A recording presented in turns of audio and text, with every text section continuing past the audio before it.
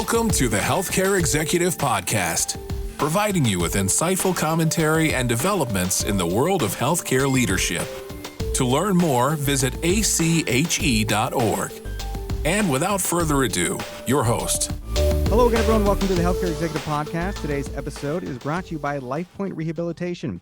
Kindred Rehabilitation is now LifePoint Rehabilitation. The specialized partnership expertise you trust from Kindred has been expanded through LifePoint's leading diversified care network.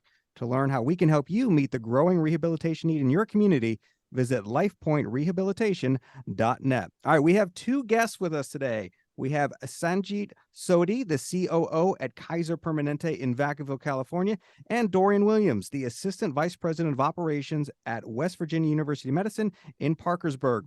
They are also 2022 Thomas C. Dolan Executive Diversity Program Scholars. That's ACHE's premier Executive Dolan Program for diverse healthcare leaders since 2014. Sanjit has a bachelor's degree in accounting and a master of business administration from California State University, Fullerton, and she is a fellow of ACHE. Playing a part in making high-quality healthcare accessible and affordable is a burning ambition for her, and she has served Kaiser Permanente members and communities for the past 21 years, working across 2 California regions and Kaiser's National Program Office. Dorian received both his undergraduate and graduate degrees from Marshall University, and he is a fellow of ACHE. As Assistant Vice President of Operations at WVU Medicine Camden Clark Medical Center, he is responsible for construction management, engineering, safety management, security, environmental services, valet services, linen services, real estate, food, and nutrition services. All right, with that introduction, let's hear from Dorian and Sanjit about their careers and the Thomas C. Dolan Executive Diversity Program. With that, welcome to the Executive Podcast. Pleasure to have you both with us. Thank you. Thank you. All right, let's hear a little bit about us. your backgrounds. What drew you both to healthcare? So, Dorian, we'll start with you. I think it's a couple of things that drew me to healthcare. One, I had a friend in high school that I was very close with. Her mother was a CNO of a hospital. She's now CEO of Methodist North. Now Ms. Florence Jones. Then the second instance, when I got out of college, I worked, I was expecting to have a big job. I thought so when I had my master's degree, but I got a management training position, and it actually ended up being a CNA for about 4 months. So I think that shaped my leadership style. I saw what goes into everything. I saw what's needed, and it showed me a different perspective on care. Then the third thing for me was, 2011, my wife, we were having our first child, and she was diagnosed with stage 2 cancer. So that was an eye-opening experience for me. You know, you see it from the other side, and when it affects you, it becomes different.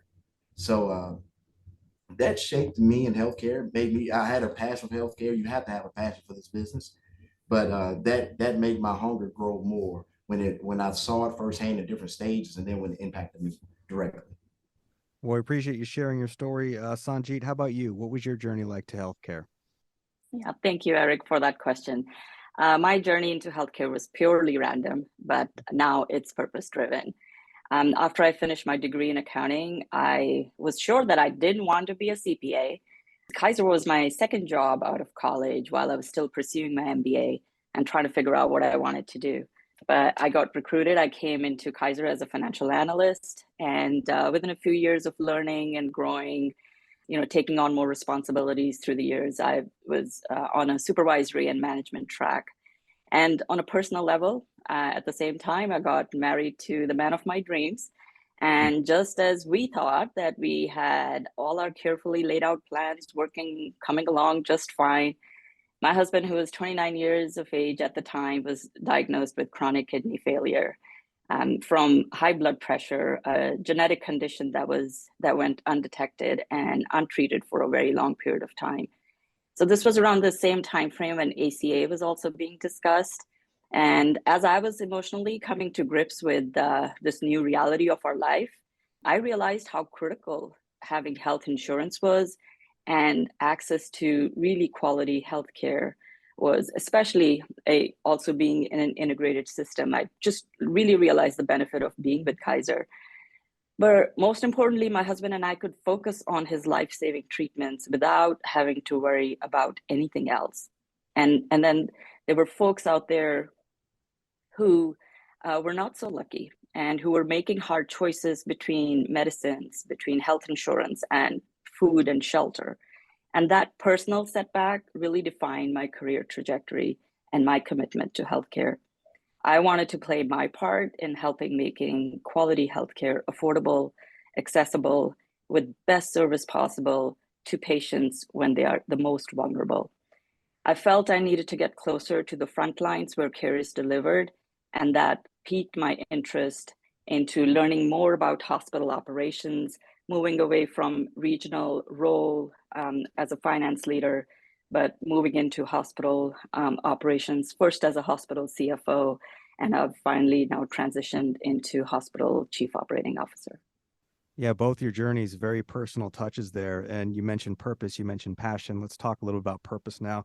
We talk a lot about DEI on the show, and we know there are tons of reasons for organizations to increase diversity, equity, and inclusion in their executive leadership ranks. As I mentioned, you can go back and listen to previous episodes to hear some of these conversations. But Sanjit, curious, can you talk a little bit about why this is so important in healthcare? Yeah, that's a great question.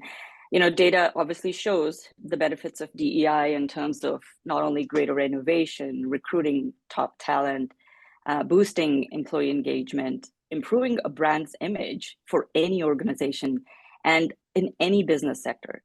But the impact of DEI in healthcare is beyond critical.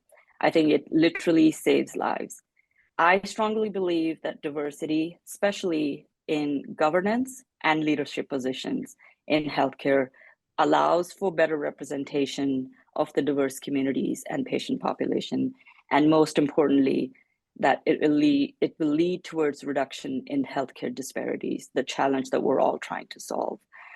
A diverse staff helps patients from underrepresented backgrounds feel more comfortable during their doctor visits and their hospital stays.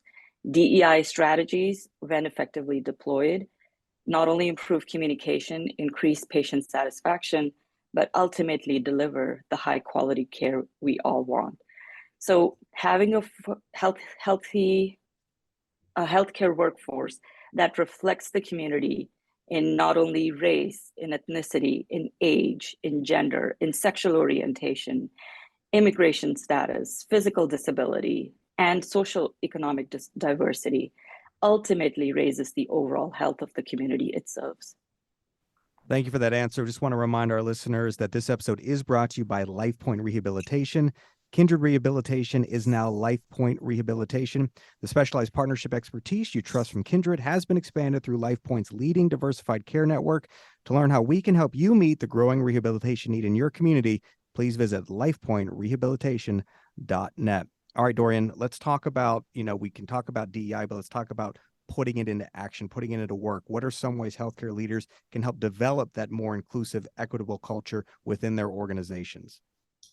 One thing, I think it's a couple of things, but I think one, we have to take an honest, hard look at our organizations and our programs and review it and look at it and see what works and what doesn't work.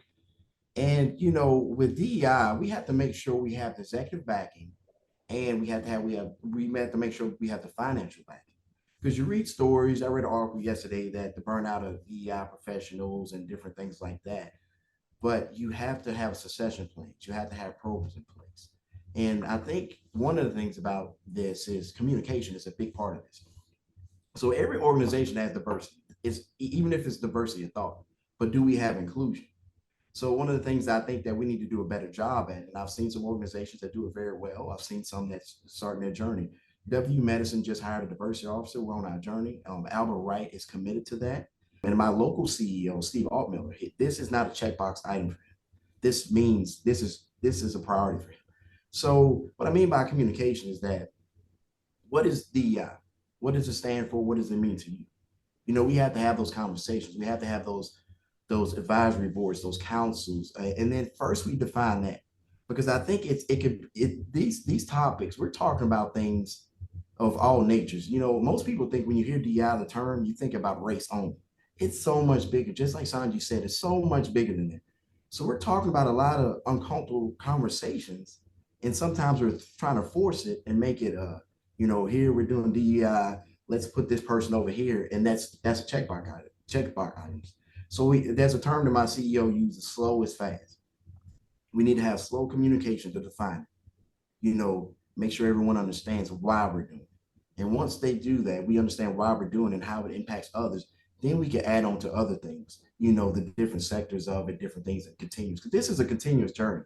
This is another, I know it's popped up a lot lately the last few years, and we made a lot of headway in there, but we have a long journey to go. So I think, being practical of just reviewing what we have, having great delivery on our communication and having the executive backing. That's the biggest part. We have to have, because what's important to CEO is important to everyone else. Before we move on, I do want to talk a little bit about the Executive Diversity Program. It's part of the Thomas C. Dolan Diversity Program.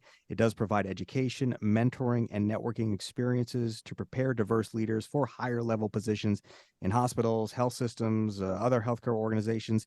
It does consist of the Executive Diversity Program, which both of you are scholars of, and the Career Accelerator Program. So why did you both apply for the Executive Diversity Program? And I guess what were your goals for it? Dorian, let's start with you. I'm a big fan of ACHE, obviously. I'm a fellow, I've been in different programs, but I want to take my career to the next level, and this is a program that can assist with that. But I want to get on that journey to professionals that are doing it currently. Like Sanjit, she was a CFO when we started, and by the time we finished, she's a COO. So, right there, we talked about journeys. We all had different aspects. We all had different perspectives on different things. So, it was a breath of fresh air for me also to see people that while you may not have the same journey, you have the same end goal. And how do you navigate that? There's things I've been through that it doesn't matter about race or anything like that we can help each other with. So the program was working simultaneously with the executive program also. So there's a lot of networking opportunities, a lot of good feedback, a lot of great speakers in that program. So just an overall really good experience for my career, and just for, just that I take my career aside, it was a great learning experience for me overall. Love to hear that. Sanjit, how about you? Why did you apply for the Executive Diversity Program? Being an immigrant, woman of color with an ethnic sounding name, I've been very cognizant of the perception people form of me even before they've met or worked with me. So as such, to continue my passion, my purpose, and moving up the leadership ranks with the intent of making a broader impact on health and well-being of communities that I serve, I've had to constantly find strength in myself to amplify my voice and ensure that I'm heard. And over the years, I've realized that being different, especially in healthcare, is also such a huge advantage and a responsibility to use it to further the conversation and action around diversity, equity, inclusion, and belonging. As I read and heard about the Dolan Executive Diversity Program, I was very excited to apply because I wanted to learn from other trailblazing seasoned leaders that have gone through this program before me, but leaders with me, and gain confidence and polish my skills. I believe that becoming a Dolan Diversity Scholar really helped accelerate my career advancement so I could purposefully lead and champion the total health needs of the communities.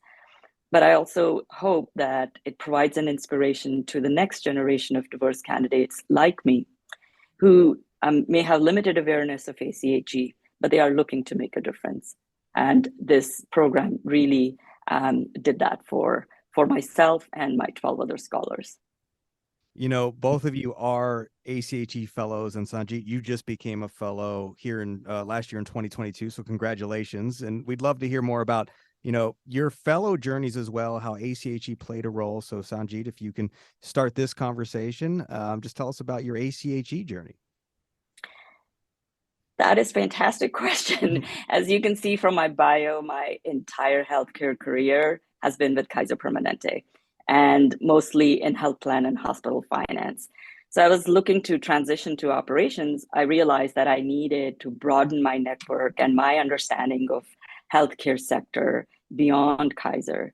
And to be honest, I had limited knowledge of ACHE, as not a lot of leaders or mentors in my organization really talked about it. But that changed almost 2 years ago when Carrie-Owen Pleats, who was then the chair of ACHE, joined and became president of Kaiser Northern California. That's when I read more about ACHE, and I was fascinated about the FOTG credentials, which I now believe is a badge of honor for all healthcare leaders that want to demonstrate not only their competency, but also their commitment, lifelong commitment to change and improvement. And that was the journey I was on. So I felt that my personal values were reflected in ACHE's mission, vision, and values. I became a member in mid-2021 and started preparing right away to sit for my fellow exam, carefully planning my courses to complete all my required education credits and sit for my exam, and I qualified for it. I did take the Board of Governors prep course that was offered by ACHE, found it very helpful, as well as the prep courses that was offered by our local CAL chapter, the California Association of Healthcare Leaders chapter. I attended my first Congress in 2022, and that experience blew me away. I truly enjoyed networking, but especially loved the sessions on various current critical issues that face us all healthcare leaders and how everyone is dealing with it. And again, that was where I became aware of the Thomas C. Dolan Executive Diversity Program. And as soon as I achieved my 1-year anniversary, I submitted my application, sat for the exam, and so happy to say that I passed on my first go, and I proudly wear my fellow certification now. Well, congratulations on that. Dorian, you touched on your journey a little bit earlier, but love for you to expand on just your journey with ACHE. Yeah, I was in the senior executive program before, and then I got into the Thomas Dolan Executive Diversity Program. So I've been a fellow for over 3 years now. And some of my mentors, Ray Sneed, Yolanda Herner, different people would tell me, you have to get this certification. You have to be board certified. It opens up doors for you. It is a badge of honor. It's something I'm very proud of. Probably, one of my most, if not proudest professional accomplishment, because a lot of study time went into that. A lot of study time went into that, a lot of different things, a lot of late night meetings, because my wife was questioning me the night before we were doing tests. I was in the car trying to go over stuff. So it means so much to me on that. So it has opened doors for me. But, this is touching on something Sanjit said earlier about the Executive Diversity Program. When I put that behind my name now, and even being a part of this program, just say from LinkedIn, I've had people they've reached out to me about the program. They've reached out to me about different things because, your representation matters, because that's what this program is all about. So when you see individuals that look like you accomplishing these things, that, I've gotten all kind of friend requests and have helped people in different areas of the United States that I never thought of. And I'm kind of thinking, well, it's nice of me, I appreciate it. I never would have thought that, but the program has meant so much to me. I recommend it to everyone. I have a couple of my leaders. Every director I have under me now is a part of ACHE. I was in the Georgia chapter for 6 years. It's heavily involved down there. We have a heavily involved chapter there. And so we're trying to bring it up to West Virginia. ACHE has so many benefits, just the network alone, the resource, the educational opportunities. Everyone's not going to be a CEO, CFO, CEO. That's okay. That's okay for you to be that, but you can be the best version of yourself.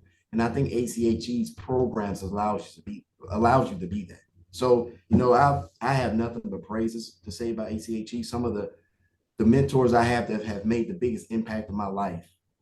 It was one guy, Ray Sneed, I've met only one time. He was at an ACHE event in Georgia. We touched base. We've kept in contact for probably 5-6 years now. And he's had a probably bigger impact. So the lifelong relationships that you want to make has an incredible impact. Well, as we close this conversation out, let our listeners know applications are being accepted for the 2023 Thomas C. Dolan Diversity Programs. What advice do the both of you have for the potential applicants and for new scholars who want to get the most out of their program experience? And Dorian, you're on a roll, so let's start with you. I think that do it. Simply do it. They have great program directors. Naomi Tolbert, she's great. Anita, they're down to earth. They work with you. They work with you even after the program's out. You build connections.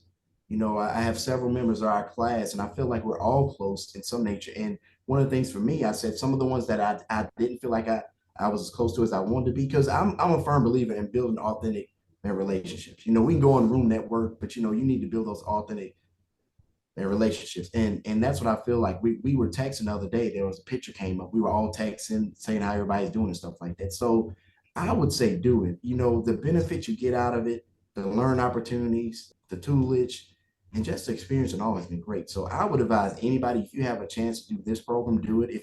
Even if it's another program, do it. You know, ACHE is where you want to be. Sanjit, how about you? Any advice for potential applicants? Yeah, I would strongly encourage anyone considering applying to just apply. Especially as a diverse leader, you know, through our career journeys, we've had plenty of unique experiences and feelings with being sometimes the only diverse seat on the table and trying to bring about a cultural perspective and challenge the established ways of providing services. So it's not, those experiences and feelings that a lot of our peers understand. And what I've come to know as well, that the delivery of this program, the Dolan Diversity Program, has matured over the years with feedback from past scholars, et cetera. So really thank the ACHE leadership for revamping it to allow the Dolan scholars to engage one full day with free-flowing as well as structured dialogue on our leadership journeys and experiences.